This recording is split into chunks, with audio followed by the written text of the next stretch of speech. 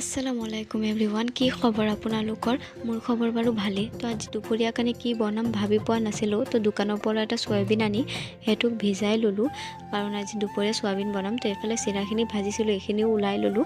আৰু সয়াবিনত দিবৰ কাৰণে মই কেইটামান আলু লৈ লৈছোঁ কাৰণ সয়াবিনত আলু নিদিলে মোৰ একদম খাই ভাল নালাগে তো এই আলুখিনিও কাটি লওঁ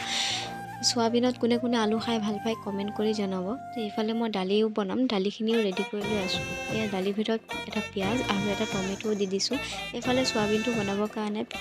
তেলত পিঁয়াজখিনি ভালদৰে ভাজি লৈ ইয়াত মছলাখিনি দি আদা নহৰু পিচাটো দি পেলাই ভালদৰে হ'বলৈ দিলোঁ তো এতিয়া মই সয়াবিনখিনি দি অলপ লৰাই চৰাই পিছত ইয়াত মই পানী দি দিম তো মই ইয়াত জোখমতে পানী দি তো ইয়াৰ দালিটো হৈ গ'ল তো এতিয়া মই ইয়াত ফোৰণ দিম ফোৰণৰ কাৰণে তেলত পিঁয়াজ নহৰু ভালদৰে ভাজি ল'ম তো ৰঙাকৈ ভাজি ল'লোঁ এতিয়া এইখিনিত মই দালিত ঢালি দিম তো মোৰ ভিডিঅ'টো কেনেকুৱা লাগিছে ভাল লাগিলে লাইক কমেণ্ট আৰু শ্বেয়াৰ কৰি দিব